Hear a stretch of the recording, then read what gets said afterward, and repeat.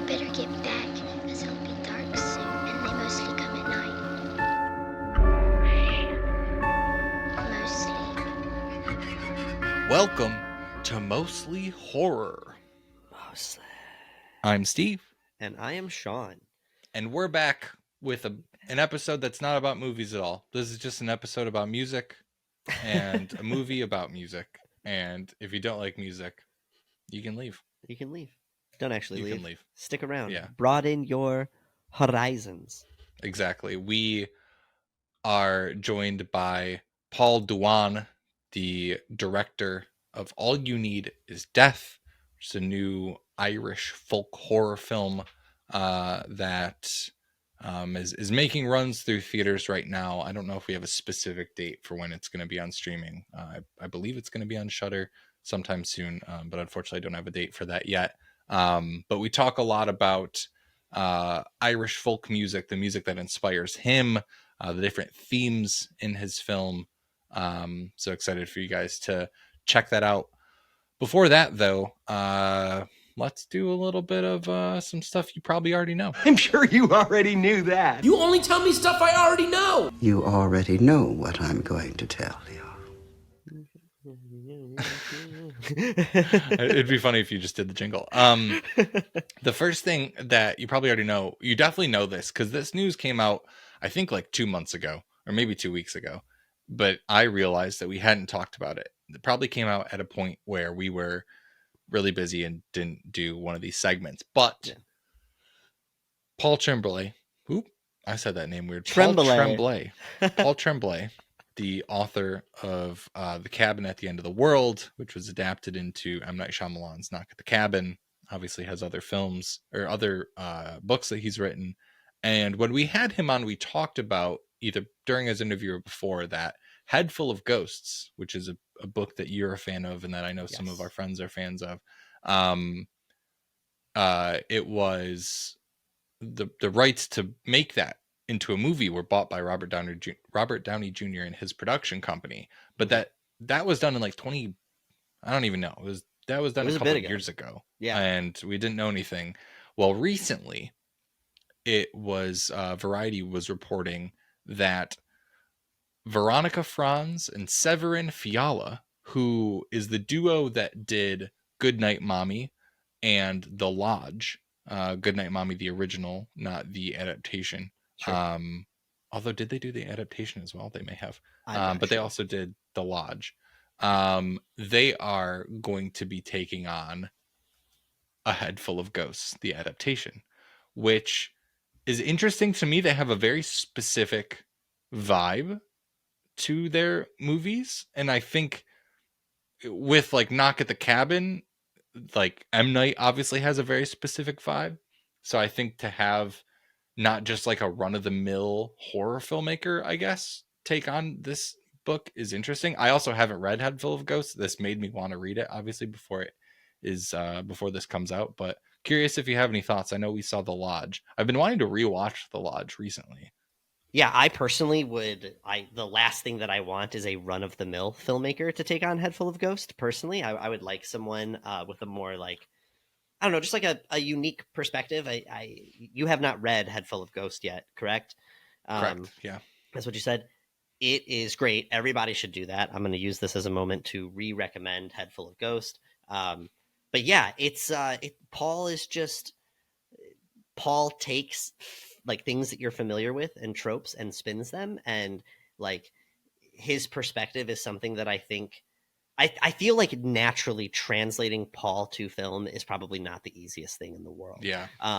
And I mean, we saw that with Knock at the Cabin. Yeah, we did not like Knock at the Cabin for a variety of reasons, not just book to movie translation, but I feel that M. Night did Paul an immense disservice there and actively, literally flipped the heart and message of that. But either way, yeah, I'm definitely open to these people taking it on. I still have not seen Goodnight Mommy. I'm so sorry.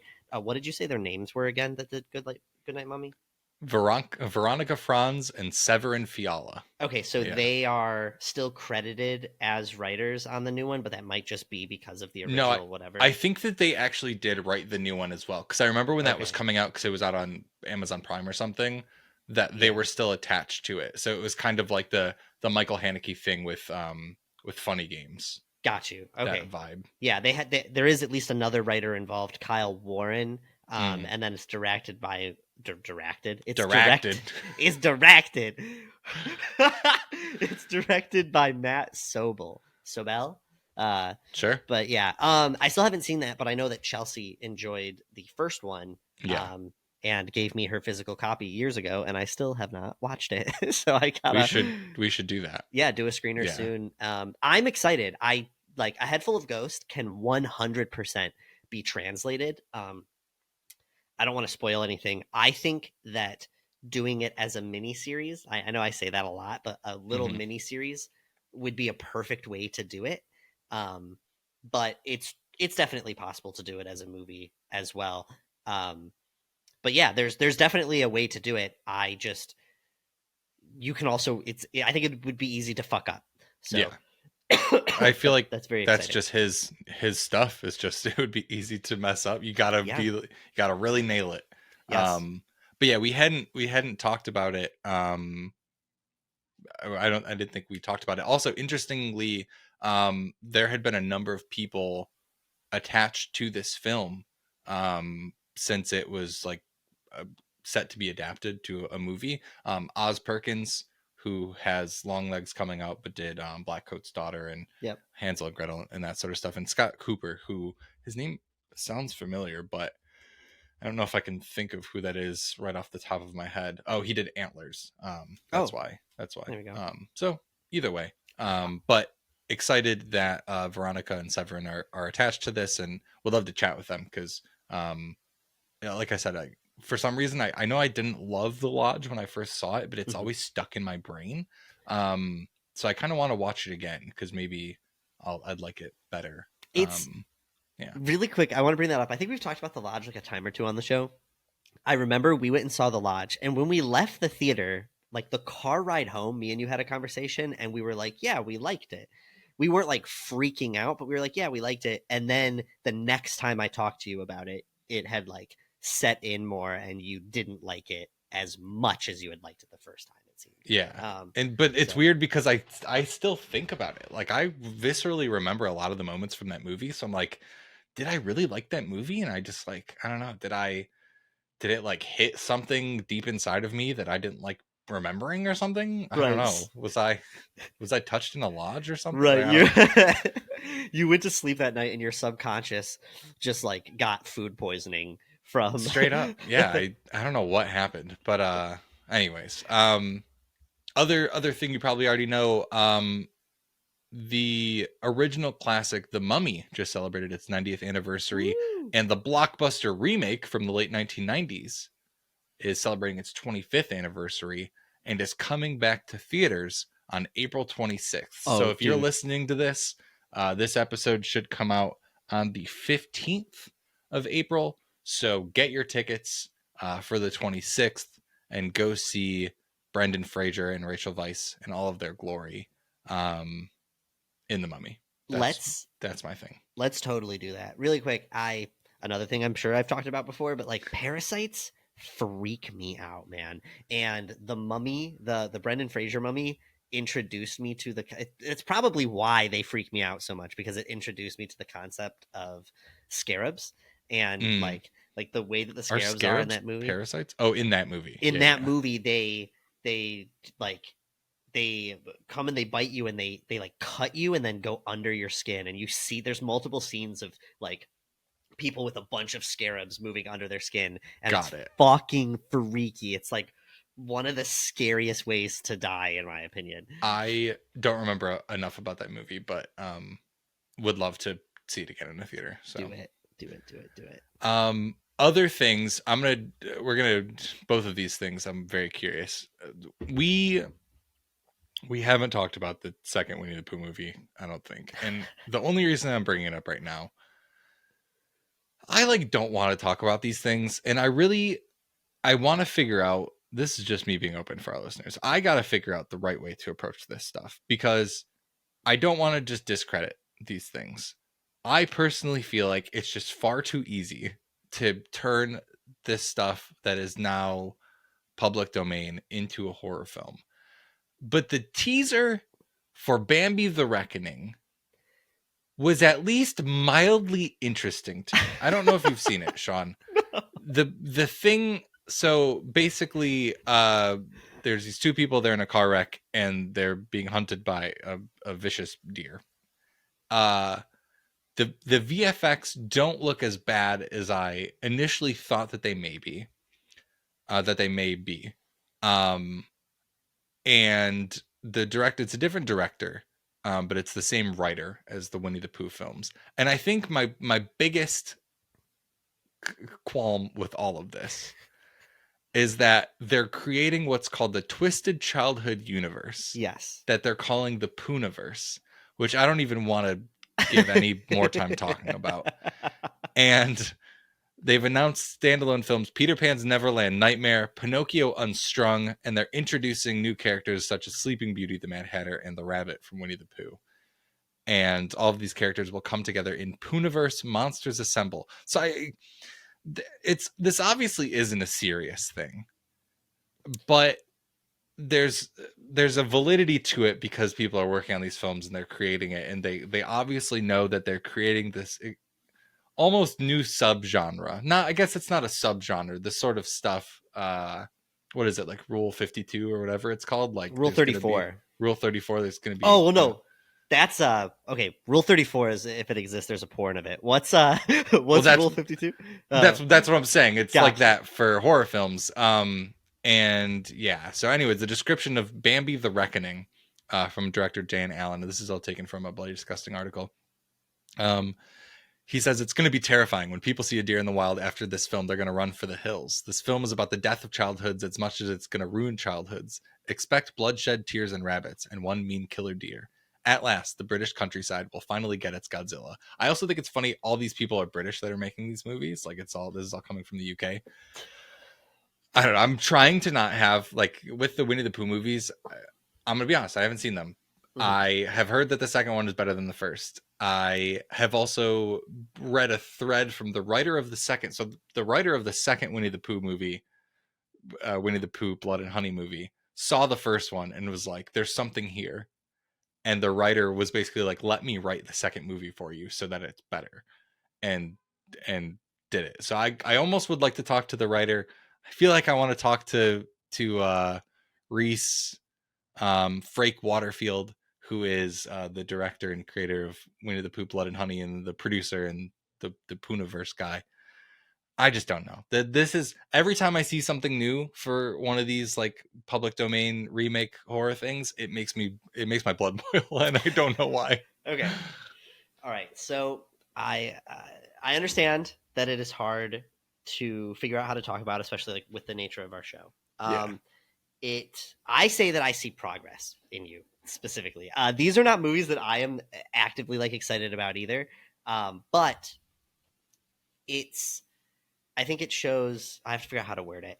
It shows like it's okay, even like with our show, like we want to be respectful of filmmakers and artists and things that are outside of our taste, but we can also be honest about the things that are and aren't for us, and like be indie flicks, like kind of like schlocky stuff is definitely not your taste. I will also say though that these movies are made, like, they're not made to be the sort of thing that you want, which like you're aware of. And I think that like if you were to watch this by yourself, or like, you know what I mean, like of course you're not going to like it, but I think if like me, you, Coulter, like our buds at home, like we're hanging out in Cam's basement, you know, with like whatever, I feel like that's the kind of thing where it's like the experience of watching it is what's fun. Like that's what it comes to. It's not that the movie is good, it's that the experience of watching it is fun. I will also say that this stuff, I think this is in a way important because it's like, this is specifically an assault on Disney, you know, or like a satire on Disney. And I think that it makes sense. Like just like the artistic expression that we're allowed, and like everything from the copyright nature of it, and like being able just doing it because you can, but then Yeah. also like the juxtaposition of taking these deeply loved childhood things that happen to be attached to a fairly often problematic corporation. Like, you know what I mean? Like, it makes sense to do this, to dirty these stories. Yeah. It feels there's a catharsis. So yeah, it's not something I'm running to. I'm definitely curious to see them all. I would say I'm more open to it than at least what your gut is. But hearing that like Bambi caught your attention enough and that you kind of want to bring the writers on, I would say that is progress, Steve. I think. Yeah, the teaser, you should watch the teaser. It's interesting. Hell yeah. It's interesting enough where I was like, okay, it's Yeah. just It's something about Winnie the Pooh being like a slasher, yeah. and then Bambi being like a monster movie. To me, that like differentiates it, obviously, and I'm like, Sure. all right, this isn't just like what I thought it was going to be.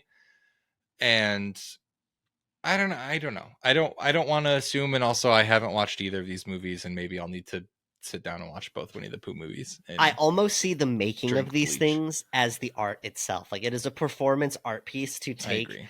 Disney stuff and twist it. And then also it's like the fact that they're doing a universe thing is clearly like a satire on like Marvel and just everything doing you know what I mean? Like The whole title of it, yeah. Monsters Assemble, yeah. So that's the whole thing. And I we should totally watch them. I wish that we could.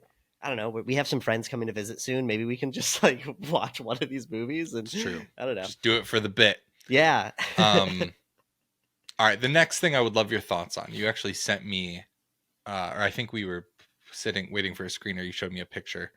Oh yeah. Director Maggie Gyllenhaal Mm-hmm. is coming out with her re-envisioning of Bride of Frankenstein. It's going to be called The Bride, and I say that because it has an exclamation mark at the end of it. And they released The Bride, and they released it's not just The Bride, it has an exclamation mark. They released, I think, just like test shots of Christian Bale's Frankenstein's monster and Jessie Buckley as the bride. Curious your initial thoughts. I will say that these are test shots, but I also feel like there's a bit of what we received from The Crow in this. And so I'm curious if you have any initial thoughts. And then we can also chat about the synopsis for this movie too, because I don't know if the synopsis had come out before. Yeah. So seeing the initial shots is interesting. I am not as repelled as with The Crow, but I definitely am still kind of getting, the Ledger Joker vibe immediately. But it also The feels, Leto Joker. Yeah, did I say Ledger? Yeah, Heath Ledger. The Leto. Also played the Joker. Woo, the Leto Joker vibe. It's, and maybe just because you see a tattoo on a horror character doesn't, or like a angsty whatever. But I'm just kind of getting like the, like he's showing his collar and there's a whatever I don't know. It kind of gives, and like the slicked back hair and like, so, but something about, maybe it's that it's in black and white initially, or I don't know. Looking at both pictures, looking at both of the shots of Christian and of Jessie Buckley. Jessie, kind of gives me Leto's Joker meets what they're doing with Lady Gaga and Joaquin Phoenix in the new Joker movie. Lots of different Jokers. Yeah, it feels like those two things to me though. I'm getting Joker from it overall is the point. Interesting. I don't think that I have enough to frankly feel one way or another about it. Like I'm not like sitting here dying of anticipation for this movie, but I'm also not interested in seeing it. Does that make sense? Like I'm still pretty indifferent and I would need to see more. I have not read the synopsis yet. Yeah. If you want to let everybody know what that is, and then we can discuss that. So yeah, definitely we'll do that. I will say we talked about it a bit with The Crow, but I'm over like the bias that comes from just seeing first looks. Like obviously we talk about this with watching trailers. trying to not watch trailers. And the trailer for Abigail popped up as I was watching one of the women's college basketball games last night, and I did like the la la la la la thing because I'm like, I don't want to see any of the shit. But I'm so over that. Like the Crow thing got this huge response, and I understand, but it's like one photo probably from set, not even a still. And it's like, these are like, for the bride, they're test shots from like character, probably the first time that they put on the costumes, and it's like, you know, it's like a press thing, and it's a way for people to talk about it, but then people are like, oh, this is gonna suck because X, Y, and Z, and it's such a bummer that like that discourse even happens. But I do think the synopsis part is interesting because it adds some context to how Christian Bale looks. Mm-hmm. This is again taken from Bloody Disgusting article. It says the upcoming film sees a lonely Frankenstein travel to 1930s Chicago. Actually, hold on. I think that means Frankenstein's monster. The upcoming film sees a lonely Frankenstein's monster travel to 1930s Chicago.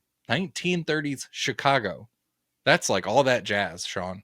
To seek the aid of a Dr. Euphronius in creating a companion for himself. The two reinvigorate a murdered young woman, and the bride is born. She is beyond what either of them intended, igniting a combustible romance, the attention of the police, and a wild and radical social movement.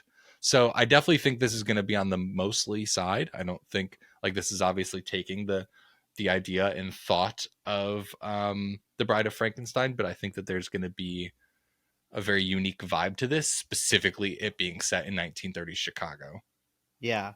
I'm very curious about the lonely Frankenstein travel. You corrected it with an assumption, but like you think that they would fuck that up, and that makes me wonder if like maybe their narrative is that like Frankenstein is his own monster, like maybe it's not. I don't know. I'm that just seems like an interesting mistake for them to make. If they mean Frankenstein's monster, why did they say Frankenstein? I agree, but I think Yeah.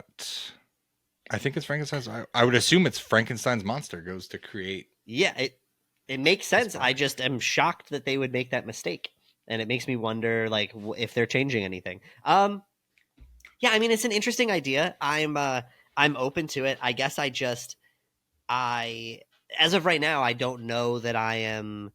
I don't know. I don't know. I really don't know. I don't have thoughts enough. I am wondering if I'm going to be the target audience by any means. It's obviously okay if I'm not. I kind of get like an edgy kind of, like I said, Joker meets Leto vibe, and I don't like love either of those things. Yeah.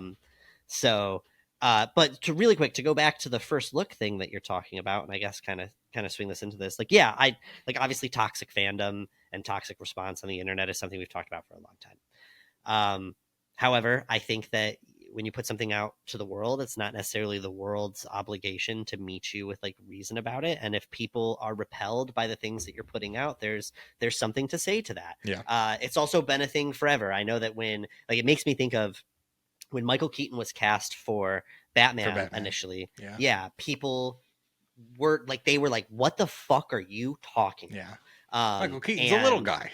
Right, yeah. And then the image came out of him in the suit, and especially at the time, like it's hard for especially any younger listeners to wrap their head around, but like we just didn't really have like much live action superhero content at the time, and none of it was edgy or serious, really. So when people saw Michael Keaton in the suit, it shut them up. So I think that shows that like those first looks, well, they're important, and they can also be like an indicator of how people are actually going to respond.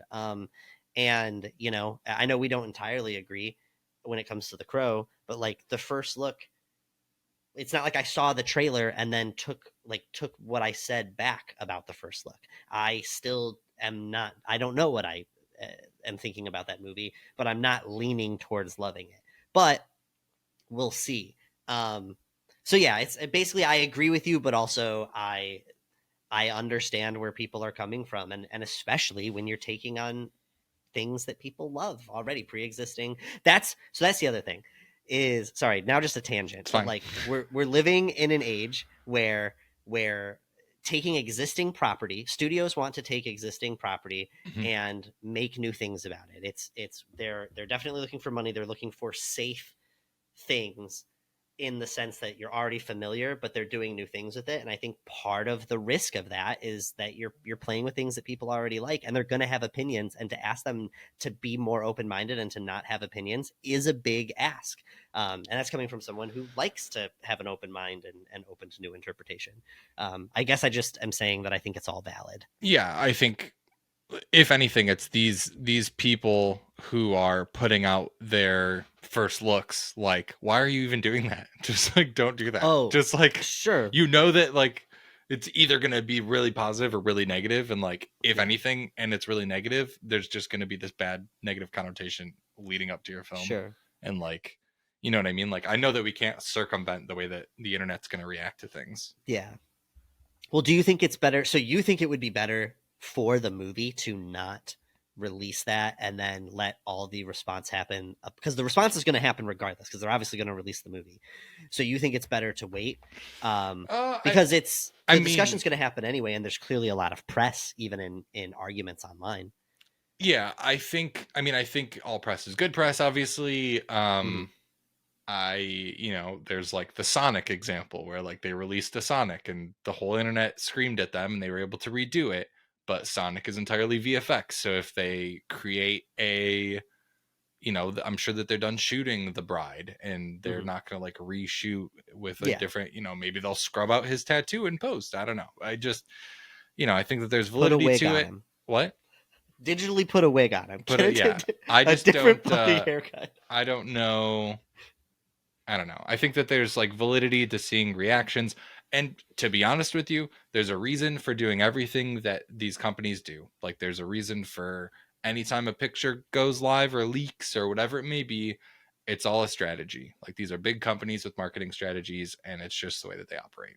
And we feel like we probably assume that that's not the case, but even these first two images being released, they probably very specifically chose these two images out of 100 selects, and they knew that these two were going to get a reaction, and whatever they're going to get out of it is what they wanted to get out of it. So I'm sure that there's a reason.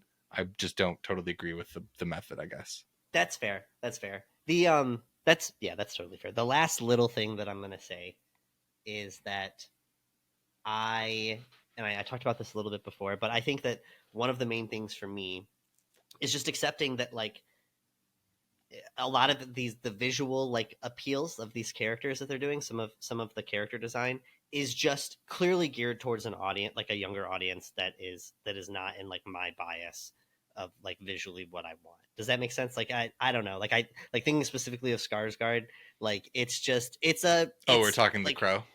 Well, The Crow and this kind of I don't know for sure just based off of this, but like it's making me lean towards like. Well, but also like The Crow is set in modern time. Like The Crow is set. I know it's like contemporarily set, and then the Frankenstein set in the 30s. So that's what I was saying when I saw the 1930s. I'm like, oh, that makes more sense because that's why his hair looks like that. Yes, like, that's why he's dressed like a bada bing. And that's the thing is, if they really lean into that and keep it like that, as opposed to like our trending like return of that today, then I'm down. I'm just curious. If anything, he is in terms of the bride, his design is stressing me out less than Jesse's. Interesting. I like her design. I just don't get it. It's and maybe it's just. What's happening with the face? I don't know. It makes me think of like, I don't know. I kind of would want them to have more fun with it. I don't know. It's not that I'm repelled by it. I'm still I'm so sorry to everyone listening. I don't know how I feel about this at all. And I'm still in a spot where I just don't know.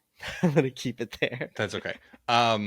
I will. One other thing, Maggie Gyllenhaal directed a film called The Lost Daughter, which is on Netflix. If you want to see it, came out 2 years ago. It's a great movie. So also, it was her directorial debut, I believe. So I am stoked to see another movie from her because she's a good director. So I should watch that. You should see The Lost Daughter. Yeah, it's just a drama, but it's a good one. Sure. Okay. On that note, conversation about All You Need Is Death. with Paul Duane. Sean, any final thoughts before we get over to it?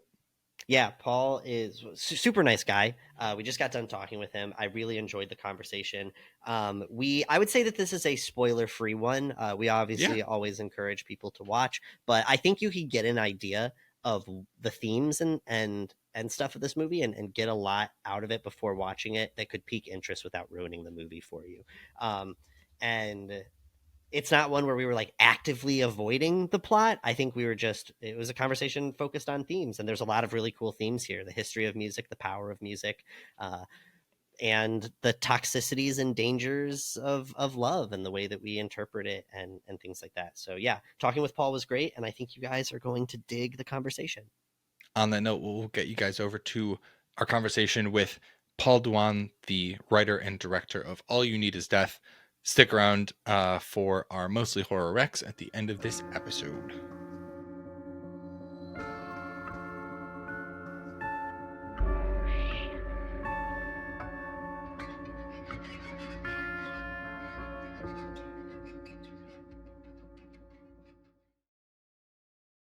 All right, we are joined today by Paul Duane. Paul is a director and writer known for his films Very Extremely Dangerous and When You Live, Shine. His newest film, All You Need Is Death, has been called a pitch-perfect cosmic folk horror slow burn by the folks over at Dread Central. Paul, thanks for joining us today. Thank you for asking me. Absolutely, man. We know that you're from Ireland. You're in New Orleans right now for Overlook. How you had a screening at Overlook yesterday? How are things going for you? Man, it's great.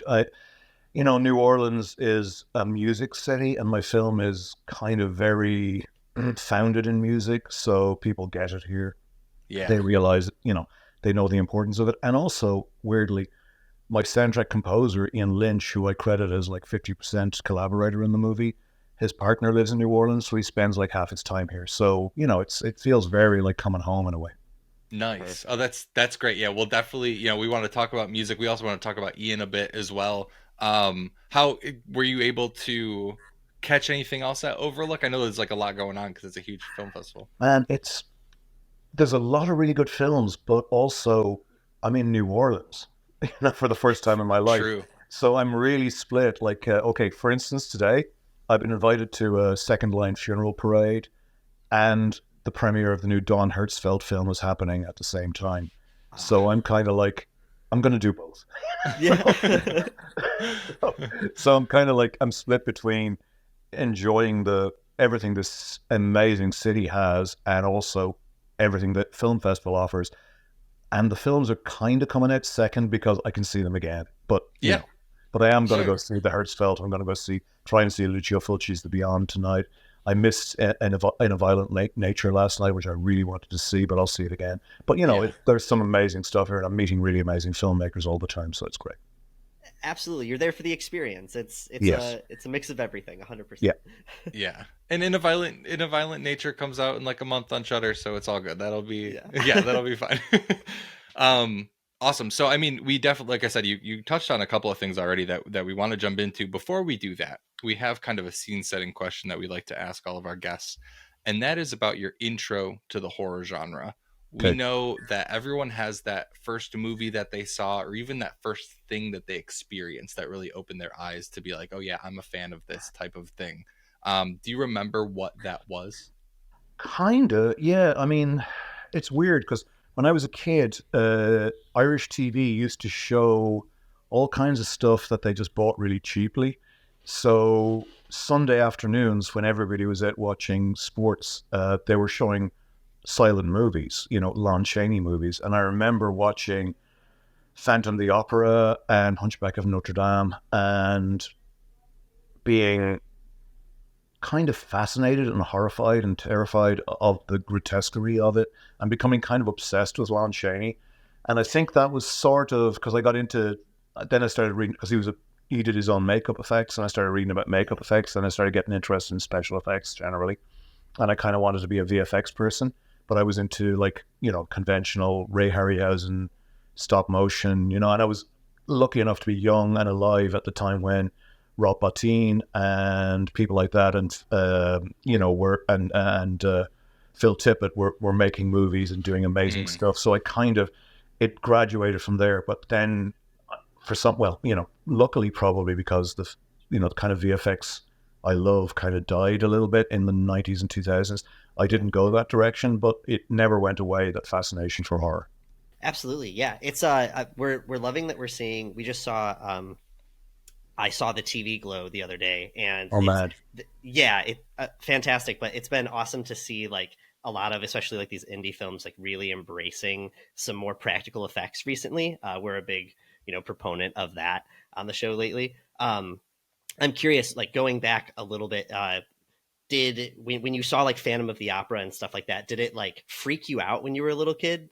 Did it, or was it you were able to separate it from reality pretty easily? Well, I don't remember. I just remember just watching this stuff and thinking, holy shit, this is it. There's a fascination to the kind of freakishness that people like. There was stuff like I also remember watching Passion of Joan of Arc, because that turned up on Sunday afternoon TV. And it's not a horror film, but it's a really scary film in some ways, Yeah. especially if you're like 9 or whatever. Yes. I think it was just fascinated by how it made me feel, because it was very it's outside of normal life, but in a way that I found fascinating and found moving me. So I don't really remember the impact it had on me. I remember the first time I was really, really absolutely shit scared in the cinema, and that was going to see Texas Chainsaw Massacre, a revival. It wasn't, the original release didn't come out in Ireland, but they did a re-release in like 1981 or 2, and I saw it then. And I have never in my life, I think, been as frightened as I was in the first 5 minutes of that movie. And I think at that point I decided either I'm going to run out of the cinema or I'm going to stay, and I stayed. And that kind of was a decisive decision, because I mastered the fear, and I went, and I love the film, and it's still one of my favorite movies of all time. So it kind of, maybe that was a moment where I took a pass. Yeah, Yeah. absolutely. That's the decisive time for Yeah. you. That was the fork in the road, and you chose the think right so. fork. Yeah. That's one of the things. One of the reasons we asked this question is because I think like when you're a kid and you're exposed to something scary and you make the decision to finally sit through it, like that's a big character building moment. I know it's like it's super integral to me. I was a very scared kid, so Yeah. making that decision, was just really big. Yeah. So obviously there's a lot of stuff that we want to touch on. Some of it you've already brought up. The next thing I kind of want to jump into is one of the main themes of this movie is the power of music. Music seems to be pretty important to you, looking at your past work. It's also a very intimate and spiritual art form historically in every single culture across the planet. Going back at least 40,000 years, likely much, much further. And it's always been really interesting to me that like every culture attributes music to having a variety of powers, whether it be, connecting to gods. We use it to pray and to heal. And, I think of everything from African tribal drum rituals to siren songs and satanic messages on Beatles albums. So with all that, I just want to say and ask, I guess, I'm curious about your thoughts on the power of music and exactly what it means to you. Well, I mean, music is like, movies and music are sort of neck and neck in my life. The thing is, I work in the film business, so I have to, and I kind of hate the business part of film. With music, I've stayed really well clear of the business end of it, so I can just keep my love for music pure. And I've worked with some great musicians, and they all share, that suspicion of the business end of it. And what's interesting right now is, in the last 10 years, since the possibility of becoming really rich as a musician has disappeared because, streaming, everything else has taken that away, I've found that the people making music are doing it because they love it and not because they want to be, Kanye or whatever. So Right. You do find when you work with musicians now, they're doing it because there's nothing else they can do. It's their life. And I love that. And, I've kind of tried to bring, my lifelong love of music and musicians into the movie. And like a lot of the smaller roles in the film are played by musicians, because I wanted to bring them into it. And there's a lot of music in the film, as you know. So yeah, it's kind of, it's very hard for me to imagine a life without it. I'm trying to write a movie at the moment that doesn't have any music in it. It's really hard. It's just Going against integral to you. everything your brain is telling you. Right. Yeah, I, trying to I challenge am myself. I am curious. We've actually spoken with a lot of people recently that have this tie to music in their backgrounds. Sean and I were specifically talking about Barnaby Clay, who had talked about going to these like small venues growing up and how it kind of really ingrained in him. I am curious, obviously, as someone, you know, who's lived in America his whole life, Irish music and Irish folk music is so different from like I've heard bagpipes before, but like that's really the only association that I have with it. I'm really curious to for someone who isn't from Ireland, how you would explain Irish music or like the heart of Irish music. It's country music. I mean, Irish ballads and folk are fundamentally the root of American folk music. When you listen to American country music, and I love American country music, a lot of the kind of structure of it, a lot of the emotions, a lot of the darkness in it is directly taken from Irish folk music and Scottish folk music. There are other influences, of course, but it's you know, there was a huge migration from Western Europe to the US in the 18th and 19th centuries, and they brought the music with them. And it changed, it transformed completely when it got there.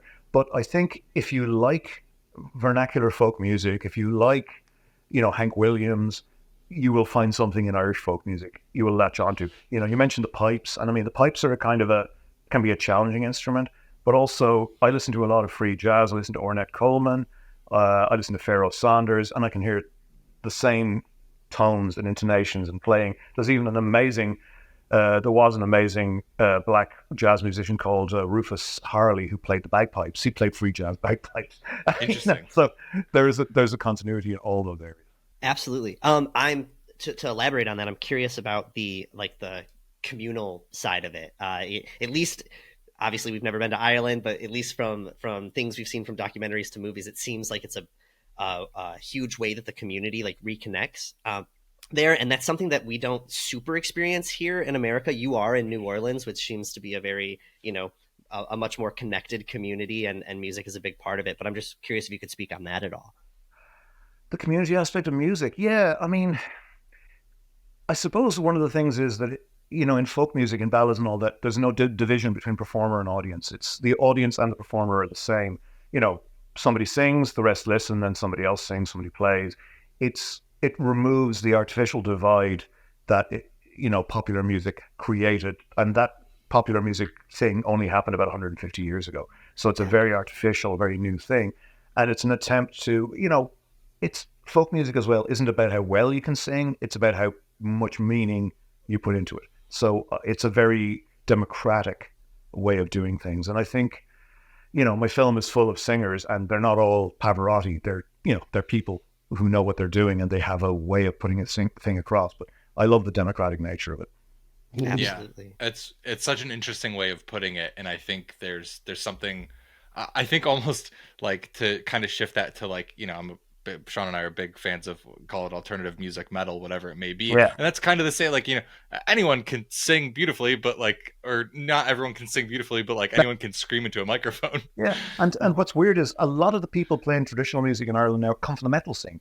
They found the same values in traditional music as they find in metal. Like Ian's a big metalhead, and he played in a band called Fuck You Written in Shit, which was a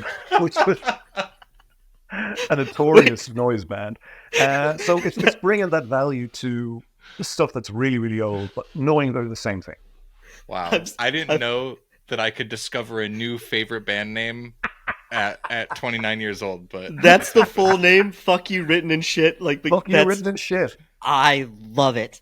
Wow. Yeah. Well, that's a great segue, because we did want to chat about Ian and chat about, I think, kind of the process of the collaboration on this film. So I really quickly Sean and I were doing some research into Lankum, which is the group, the band that Ian's a part of. They're the awesome, Guardian by the did way. a review of one of their shows. They said it's more like an exorcism than a gig. And they said The Dublin doom folk favorites crown a momentous year with a magnificent assault on the senses and a set rich in hypnotic tales of woe, which instantly made Sean and I go, we have to listen to this band. And we did. Sold. You're gonna love them. They're insanely cool. It's wild, and it's music again that Sean and I don't really listen to. Obviously, we're not really exposed to. So I'm curious, I guess, how you first met Ian, and then also how that collaboration worked with this film and how you both contributed to the music. Well, I mean, I first heard about the band years ago. They were called Lynched then. They changed their name because of the associations with, slavery and stuff. But they got kicked. They were meant to be on a radio show in Ireland, and the producer of the show said, "You're not allowed to sing this particular song because it's too depressing." And they went, "Well, fuck you," and they walked off. And they left, and they were nobody, And I heard about this, and I was like, man, I like their attitude. So I started listening to the music, and I was like, holy shit, this is great. And they kind of have gotten bigger and bigger and bigger since then. And I've been kind of tracking them and I didn't know them. I mean, I had friends who knew them, but, I heard the music and I thought, man, this is soundtrack music. This music needs to be a soundtrack for a horror movie. And then I thought, well, I should do that. So I before I even wrote the script for All You Need Is Death, I had the idea in my head that I wanted to make a movie that had this particular sound. And then when I wrote the script, the first person I sent it to was Ian. I got his email address from a mutual friend, sent it to him and said, look, I've written this thing. What do you think? And he wrote back and said, look, this is the kind of thing I've always wanted to do. And I've been waiting for somebody to ask me. And I love the script. And then I had to make a movie because, once he said he loved it, I had to commit. So it was a huge moment. It was a gestational moment for the film. And now we're really good friends. He spends a lot of time in New Orleans because his partner lives here, and we have a lot of there's a huge overlap in our interests. He's a huge Lovecraft fan. He's a folklore PhD, obviously a very, very gifted musician, and just a sweet guy. So we just spend a lot of time talking about different things. Absolutely. I love that organic collaboration. I love that, you're in, essentially you're saying you're inspired by this band, you write something and then you send it to a member of that band and create something together. I think that's beautiful. That's so cool. Like Steve was saying, today is my first day hearing of Lankum. I listened to the almost 9-minute Go Dig My Grave right before we talked and love it and completely understand how you immediately go, this needs to be a part of a soundtrack. So I think that's fantastic. Obviously what you guys are like, a lot of the music that you're writing for this specific movie are these like folk songs. How do you go about writing like a folk song like that? And how many of them were pre-existing? Like, were any of them existing before the movie or? Well, the only song we wrote is the cursed song in the film, which I wrote the lyric for, and Ian wrote the music. But everything else is a real song. Okay. I guess, how do you do that? I mean, I love music, and I've listened to ballads and folk all my life, and I just wrote a lyric that was like a poorly translated English version of a lyric, and then we back translated that into a forgotten language, which is Old Irish, which is no longer spoken. It died out hundreds and hundreds of years ago, but still has the still record. So we translated it into Old Irish, or Ian got a friend of his to do it, and then Ian wrote the tune. It was actually really easy. It didn't take a long time. The thing was, we had to write the song way before the film was shooting, so it was the first thing we did, because the song had to be written and so the actors could learn it. And I didn't sweat it too much. I just kind of went, and it was partly inspired by, there's a Powell and Pressburger movie called I Know Where I'm Going, which is based around a curse called the Curse of Corrie Vrecken, a curse based around two lovers. And I kind of took the idea of that and used that as the core for the song. The song's about a king whose wife leaves him and gets pregnant by another man, and he carries out this terrible vengeance on them, which is kind of left vague in the film, but fundamentally he locks up her lover with their baby and with nothing to eat, and her lover has to eat his own child and then brings her down. So I kind of wrote this really dark folk song, which, folk songs are really dark. There's a lot of infanticide. There's a lot of, child murder, wife murder, just mass slaughter in folk songs. And we just, tuned into that. Absolutely. It's funny hearing you talk about it. Steve mentioned me and him like alternative and like metal and stuff. And I'm hearing like a concept album be written in front of me. Like 100%. Yeah, like I see the consistencies. It yeah, makes so much sense. like I'm like that sounds like a sick concept album. Um, oh, that's so great. I want to bring up another element, to the film, which is this archiving and collecting something as unique as music. Like I'm a collector. You can't see any of my cool stuff back here. You're getting a look of the boring side of my apartment, but You can I just obviously collect. see mine, so Yeah. part of mine, yeah. Yeah, collect all sorts of stuff, and the idea of people specifically going out to find these folk songs and record them, and there almost being this like underground business of people uh selling these songs and stuff is so interesting. So could you elaborate a little bit on that concept? Yeah, I made a documentary a few years ago, and the main character was a '78 record collector called Chris King, an amazing guy. And he told me the film wasn't about his collection or about his obsession with collecting '78 RPM records, but we talked an awful lot about the kind of rivalries in the community of record collectors, how hard they work, how obsessive they are at finding the things that they want. And it stuck with me. It really stuck with me that these people, there's different motivations for collecting. There's people who collect for money. There's people who collect to preserve and archive. And there's people who really just collect just to have something that nobody else has. And I kind of superimposed all that shit over a made up idea of song collecting because, there's no market for folk songs. They don't exist. There's no way you can monetize it. But I kind of pretended in the movie that you could. And, it kind of, once you kind of act like it's a thing, then people go with it and go, okay, that's a thing. So we just kind of, if you put enough, credibility behind it, then people just go, okay, it must be real. So I just made it up and mixed two different things that don't mix in real life, and just to do something that was interesting and different. And that's where it came from.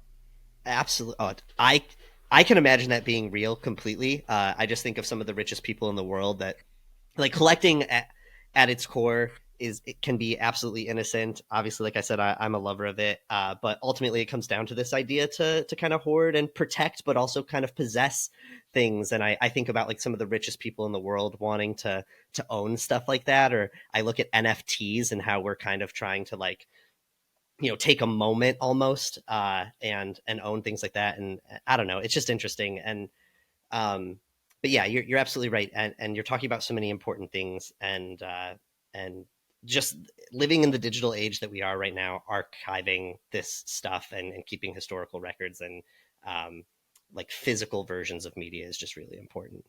Yeah, I think I brought this up when Sean and I were talking about it before, but like I think the Criterion Collection as an example, like what they do is so important to like ensure that these films live on. And so I do think with music, like there is a world in which this that someone knows about this old song and they don't want it to die. They want it to make sure it's preserved forever. And there's a validity to that, like with like the natural, like the Library of Congress or something along those lines that is going to always keep these old works. So even though it's made up, I definitely do think there's a validity to that, Yes. that concept. But also, I mean, the film, the other thing is I made a movie with a guy called Bill Drummond, who's an ex-musician from a band called the KLF, who were notorious because they left the music business and burned £1 million of their own money and, just destroyed their back catalogue. And a lot of Bill's stuff is around the, questioning the morality of recording and archiving something that is designed to be experienced as a live, living thing. And the idea that archiving and collecting almost somehow destroys the validity of what music is for.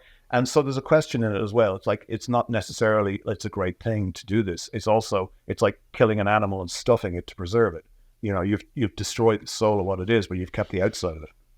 Absolutely. Yeah. It's a super interesting idea, like that duality, the pros and cons, because and I'm curious, I guess, of your personal ideas of what's more important at that moment. If it's going to be lost, if not archived, do you think it's worth it then, or I don't have an opinion. To me, it's like, look, it's like the Necronomicon in the Evil Dead. It's a gimmick. It's a MacGuffin.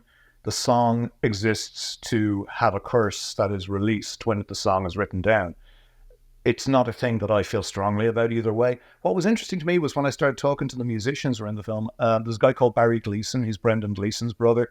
He's a really, really famous ballad singer in Dublin, and he just sings in pubs. And but he doesn't make money. He just goes and he when he read the script, and like Barry's he's not a horror guy. He's a school teacher. You know, he's a lovely guy. And he read the script and he went, you know what? You nailed something really important here, because I go to sing at a session and there'll be some like tourist recording me on their phone, and maybe I don't really know what I'm doing because I'm just trying out a song for the first time, and it really upsets me because it's going to be recorded. I don't know where it's going to end up. And he said that practice that's quite modern of everybody having a phone, everybody recording and watching what you're doing, is beginning to destroy his enjoyment of just going and singing. And that kind of made me feel like, okay, I've hit on something accidentally that's really important.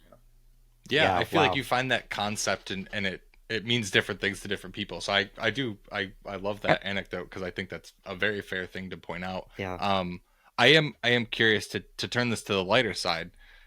The collecting aspect of things got Sean and I thinking about some of the weirdest collections that we've heard of. I like the record collector that you were talking about. Is there any other weird collections that you've heard of that you think is just strange?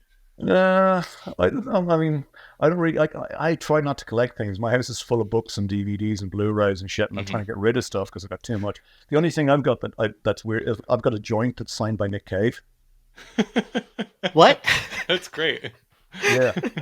Like in 1996, I think he came to Dublin and he was doing a spoken word thing. I think it was the first time he'd ever done a spoken word thing. He was kind of nervous, and he was doing it with a friend of mine. So I met him afterwards in the green room, and it was kind of awkward because he's famous and all that.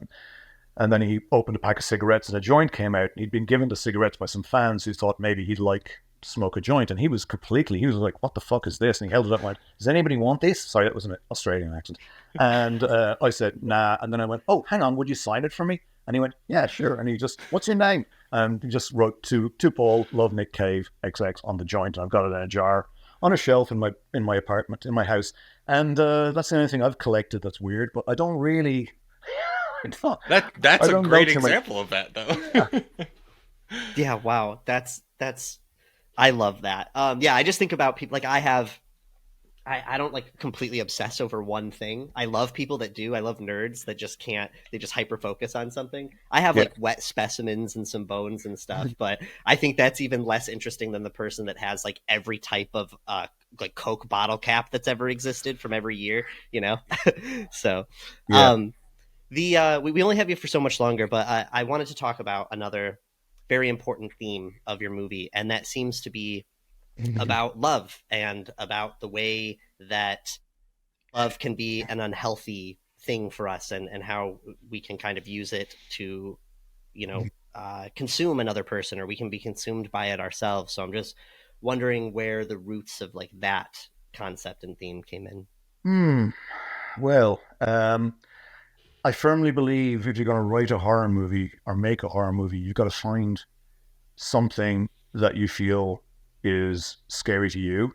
And, one of the most I've had a lot of interesting and troubling and difficult relationships. So I kind of delved into love. Love is not always the pink fluffy thing that Hollywood tells you. There is obsessive love, there's compulsive love, there's manipulative and controlling love, and there's unrequited love. And I just sort of went, okay, well, can I write a horror movie where love is the kind of the villain, the disease?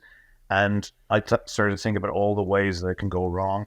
And I remember reading a long time ago somebody saying, okay, so you meet the person you love completely for the rest of your life, and you completely commit yourself to them, and then one of you is going to die first. And what do you do with that? And I thought, well, how about if we have a character who's so deeply in love with another character that he manifests or wants to manifest his own physicality inside that other person's body and sort of become part of them, because that's the logical corollary. If you feel like you will die and separate and lose the person you love forever, you will want to merge with them in some way.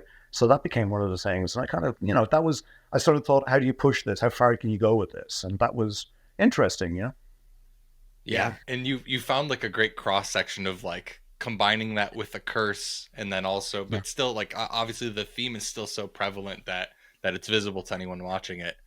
So that's really interesting. I guess I didn't even think of it that way. or that deeply, the merging aspect of things. But obviously it's pretty pretty there when you watch the movie.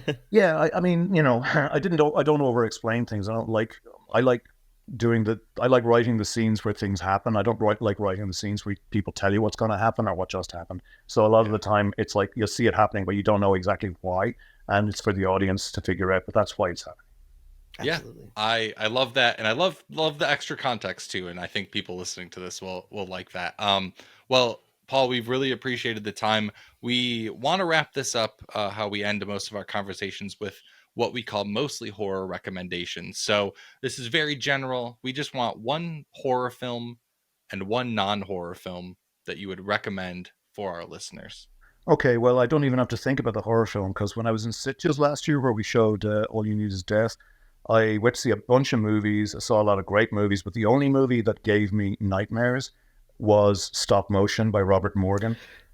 And that movie is fucked up. Yes. And Robert Morgan's short films are on YouTube and they are fucked up. And basically, if you want to see a genuine modern master of the horror film, watch Stop Motion, which is currently on Shudder. I can see you guys agreeing. I think you obviously, have you seen the movie?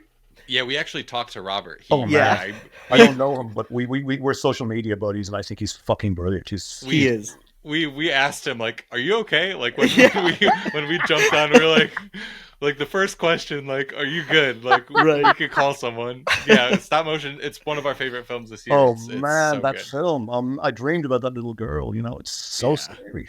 Yes. And the non-horror film recommendation, I would say the last movie I went to see in a theater was Hirokazu Koreeda's film Monster, which is a very complex, structurally challenging movie about a kid at school who may be getting bullied by his teacher. And then it unfolds from there into a huge picture of childhood and how separate kids are from adults, and how when adults try to help kids and get involved with kids' lives, they sometimes fuck it up completely, even with the best intentions. Koreeda is, I think, one of the greatest filmmakers working. He's a master, and it's far from being a horror movie, but it delves into a lot of the same areas of uncertainty and fear that horror does, and it's just an amazing film. So if you can get a chance to watch it, it's a good film to see in a cinema because you really have to concentrate on details to see what's going on, because it's the same events shown at different angles from different points of view over a period of time. It's complex, but it really is rewarding. Wow, amazing. Okay. Yeah, I've heard of Monster, and haven't had a chance to see it, so that definitely bumps it up near the top. Anything by Koreeda is worth watching. He's a great filmmaker. So. Amazing. Well, thank you so much for the Rex, Paul. Again, really appreciate it. Excited for everyone to be able to check out this film, and hope you have a great rest of your Overlook Festival.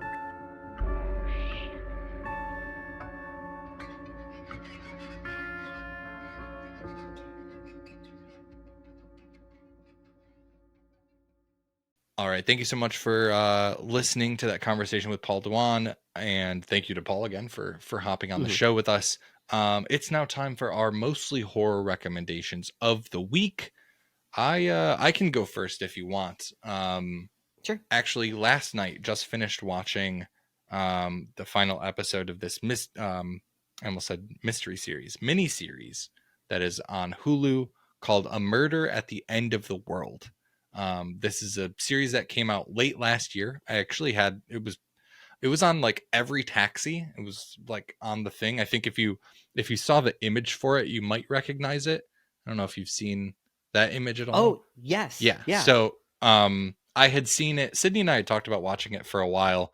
But essentially it is about a amateur sleuth who is mysteriously invited to this retreat where she has to figure out why a murder happens there. She's not invited because a murder happens. A murder happens while she's there. It also it has this cool narrative device where it's playing with, you see some of her past and then you see what's currently happening. It's really good. It's because it's a mini series and because it's on Hulu, the episodes like there's one episode that's like an hour 20, and then the final one is like 45 minutes, and like They vary. Like some of the episodes are like movie length, but all really well acted. It is like very tech heavy, which is a lot of the things that they play with tech are interesting. I think you would specifically enjoy them. It's the narrative structure is really cool. Emma Corrin, who is the lead actress in this, who plays Darby Hart, the lead, is wonderful. And also it's co-directed and written and starring Britt Marling, who I feel like I recently talked about Another Earth, which is this. It might have been my rec last week. This movie, Another Earth. You were talking about yeah, it, which is like one of the first indie films that I ever saw. It won the special jury prize at Sundance in 2011. But this is Britt Marling, and she is the writer and director and one of the leads in A Murder at the End of the World. She also did The OA, which was a Netflix show. But it's just really good. It's a murder mystery. Keeps you guessing till the very end. I will say I called it near the beginning, but I didn't really feel that confident until the final reveal. So definitely would recommend if anyone's looking for a little mini series, a tight mini series, beginning, middle, end, contained story. Definitely recommend A Murder at the End of the World. Yeah. Sure. I love that you said you're like she's not invited because there's a murder, and I immediately just thought of like, oh, murder, come on through, like that concept to me is so interesting. Well, just like she's an amateur, so she's known in the show. Mm-hmm. She has helped solve a murder in her past, and she writes a book about it, and she has this popular book, and she's like an internet sleuth, and she's invited to this retreat. And the people that invite her know that she has this book and she did this stuff, but it's not, again, they're not inviting her to solve this like murder, which would make sense, but it happens while she's there. It's giving modern Poirot, or is that his name? Poirot? Agatha Christie. Who's that guy? Either way, like detective invited to help solve the murder, and then also we invited you here so that we could murder, and but it's definitely a good one, and just like crazy well acted. One of the guys from Hannibal's in it. His name is Raul Esparza. I can't remember the fucking role. He's the head of the, why does it not, it's not in here. He's the head of the like asylum place. You know what I'm talking about. Wait, he's Chilton? Chilton. He's Chilton. Chilton's in this. I haven't seen Hannibal in a minute. So Chilton's in this. Everyone else I don't really know. Harris Dickinson, who is in The Iron Claw, which is a movie that slaps, is also in this. So everything that you are saying is giving me, I don't know if it's just my brain today, but association is just happening by the minute. Like you're saying that, and I'm thinking Agatha Christie. You just said The Iron Claw, and I'm at I'll get you, Gadget, next time. Inspector Gadget. My brain is firing all over the place. The Iron Claw is a wrestling movie, but yeah, I think you would like The Murder at the End of the World. A Murder at the End of the World. Which makes me think of Paul Tremblay, Cabin at the End of the World. That's true. Everything has me. Words are similar. Words, dude. For sure. But the other thing I want to recommend, just because Sean and I recently talked about it yesterday on another podcast that is not going to come out until about August. Nightmare Before Christmas is just one of the best animated movies ever made. Yeah, I don't even need to say anything else. Just big wreck dropped on you.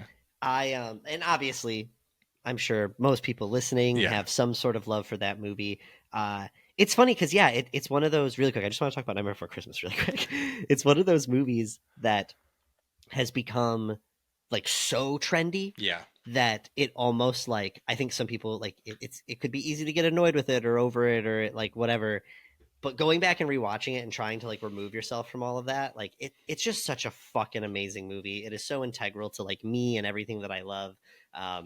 I truly would be a different person than I am today if I was not exposed to Nightmare Before Christmas as early and as often as I was. It is a tape that I used and used and used, and I still have my childhood tape. And yeah, we'll talk more about that when it comes closer to, because that episode's not going to come out for forever. But yes, we went and had some fun on another podcast.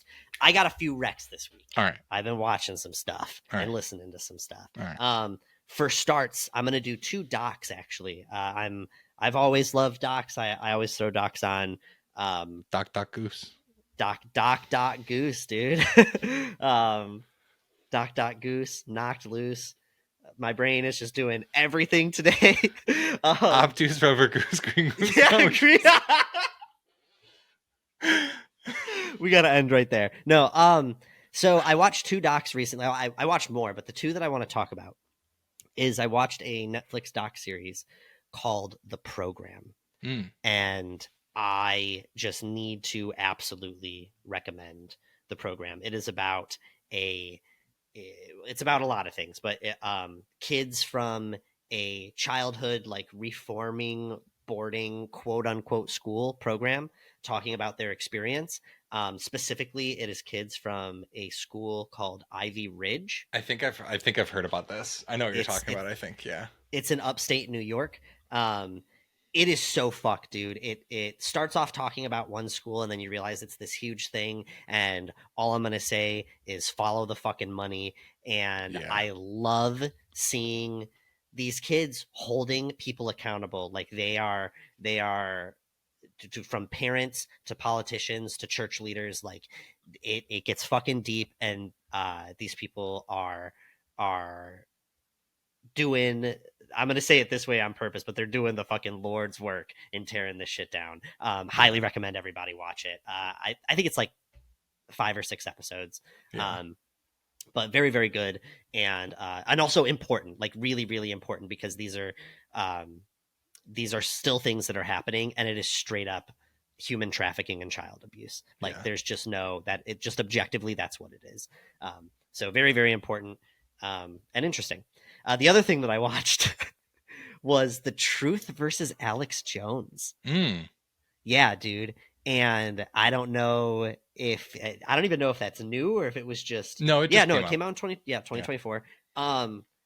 Holy shit, dude. I think it's just like a perfect way to talk about misinformation and just people that have like no moral compass at all. And it's largely focusing, the charges brought against him in regards to all the Sandy Hook stuff, but obviously like he's a fucking awful human being for countless reasons. But yeah, very interesting documentary. And just like it goes from all the funny, ridiculous stuff about his character, like, where he's just like so stupid and it's fun to laugh at him, to seeing the truly like monstrous effects of his ignorance and stupidity, and just kind of like the real horror underneath the funny moments. And then obviously like a relook at Sandy Hook and stuff. And another important doc, I think, just in terms of how we interact with each other as people and a society, and the internet and media and all this stuff. Yeah. So, and also just another like feel good, like it feels good to watch people be held accountable to a degree, but not enough, still not enough. Yeah. He needs to be burnt at the stake. Literally that's yes. Like I literally believe that. What a fucking disgusting, pathetic human being. And just watching him just try to lie, like another quick thing. When people are caught, like it's so mind blowing to watch someone literally watch, like you hand them proof of a terrible thing they've done, and they're just like, no. Like the intense ability to simply deny in the face of anything, it's just crazy, man. Yeah. These people are wired different. They're not even people. But yeah, so 2 interesting docs if you guys are trying to feel like shit and look at all the awful things in the world. That's what our show's about. Yeah. We're here to make you feel These are mostly terrible. horror things, that is for sure. Yeah.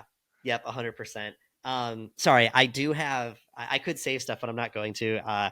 I also want to give a quick shout to the film You'll Never Find Me. I watched it. I don't know if I should say this, maybe we'll edit it out, but we were kind of in talks to talk to some of the creators of this movie. I don't remember all of the details, but scheduling stuff just wasn't lining up. We were kind the of busy. Shudder movie. Yeah. Yes. But because we were in talks, I decided to throw it on the other day, and I enjoyed it. I definitely enjoyed it. I think everyone should give it a watch. I'm not going to say much about it.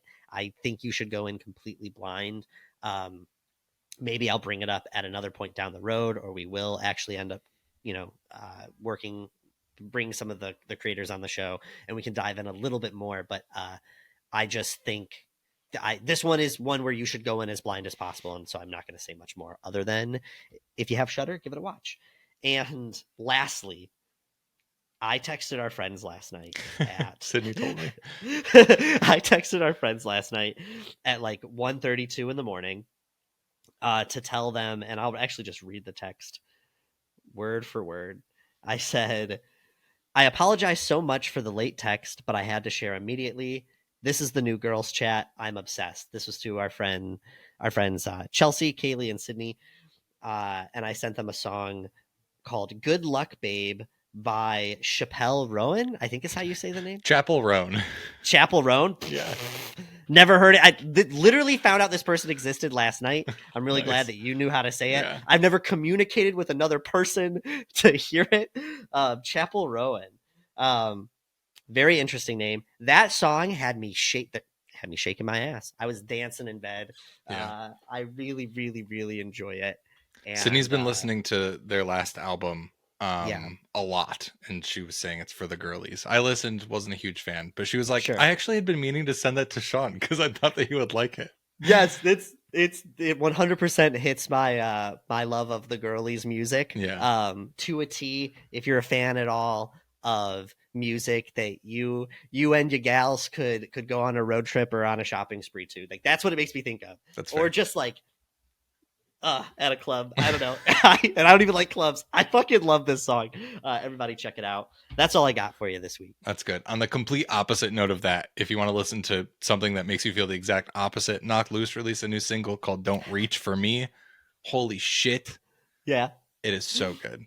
Listen to them back to back. Yeah, listen to Chapel Roan and then Don't Reach for Me by Knock Loose. Yeah. Rubber Goose, Green Moose, Guava Juice. On that note, that's all we got for you this week. You can tell us what you think about music. Just tell us what you think about music. We want your unfiltered opinions on music. Mostly Horror Movie Night at gmail.com. You can tell us what you think about Chapel Roan or anything else. You mean Chappelle Rowan? Chappelle Rowan.